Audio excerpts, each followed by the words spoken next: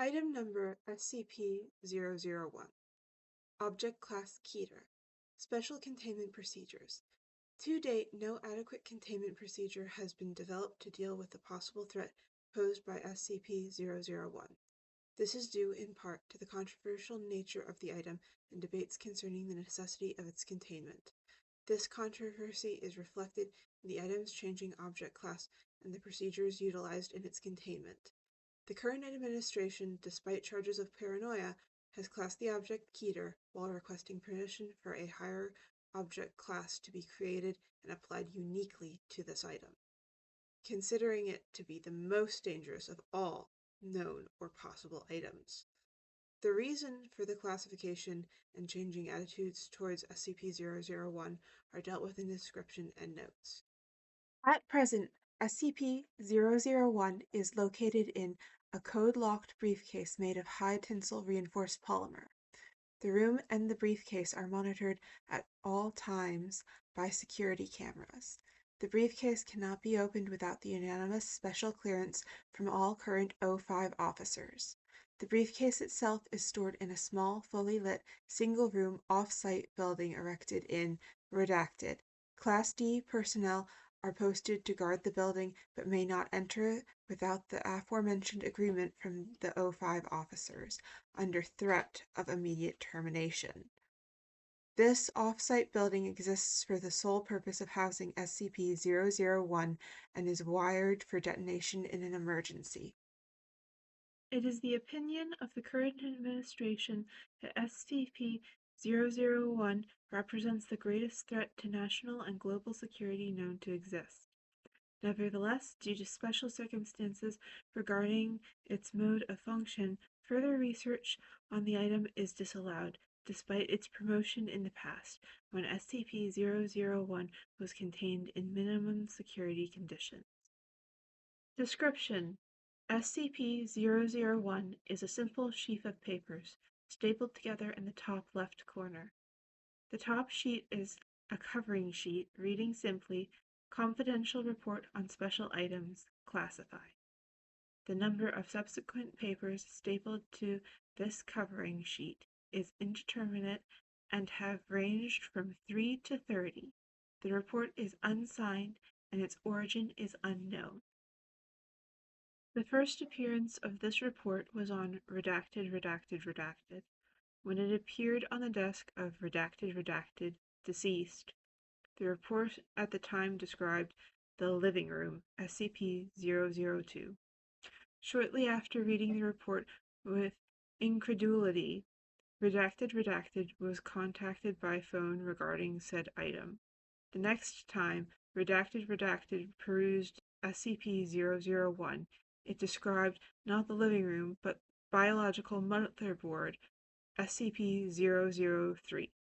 Redacted immediately closed SCP-001, thinking it was a different report, and searched for the original report on SCP-002. Not finding it, he again opened SCP-001, and at this time described not SCP-003, but the 12 rusty keys and the door, SCP-004.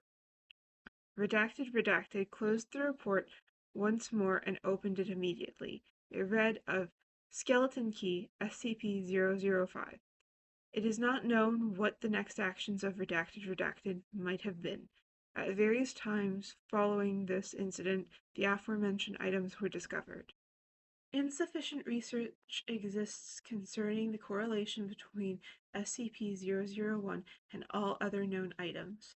However, it has been established that every event regarding the discovery of a new SCP item has followed a report on that same item appearing beneath the cover sheet of SCP-001. The current administration regards this coincidence as proof of causal connection. Additional notes: whether SCP-001 is to be regarded as an advanced warning system, or whether SCP-001 itself is to be regarded as the creator of the items requiring special containment, remains to be seen. However, the distinction is unimportant in the eyes of the current administration. The fact remains, no new SCP items appear unless SCP-001 is opened and read.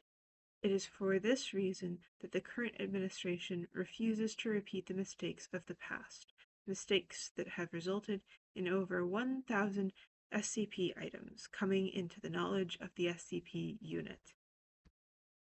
Arguments concerning the non-lethality of SCP-001 itself, its theoretically beneficial use as an SCP warning system, or its use as a progenitor of advanced biological and non-biological weapons have not swayed the current administration, nor have arguments criticizing the extreme containment procedures employed in respect to an item that displays no nefarious qualities and is not animate as such. Critics are reminded that these procedures are intended not to contain the item itself, but to isolate it from human interaction, which is to be regarded as the true threat. Although the current administration refuses to remove the object from isolation, barring special authorization as noted above, past administrations have consulted daily with the item, and future administrations will no doubt counsel similar behavior. Nevertheless, it is the opinion of the current administration that, barring the destruction of SCP-001, it is to be contained until such a time when responsibility for its containment falls upon future administrations. Here's my analysis. So we have here an SCP that some believe makes the other SCPs. The article tended to make it appear that the SCPs were made by SCP-001, since they said no new SCPs show up unless you read it. However, I personally think it's more of a predictor than a creator of SCPs. Even in the fictitious world of SCPs, I think there would be some kind of realistic design of how things would work. As a personal opinion, I just think it makes more sense that the SCP-001 would predict instead of create. It would take a much greater miraculous feat to create all those SCPs than it would to merely predict them. Thank you for joining me, Observer Alley, on this reading of our first SCP-001 entry, Jonathan Ball's proposal, A Sheaf of Papers.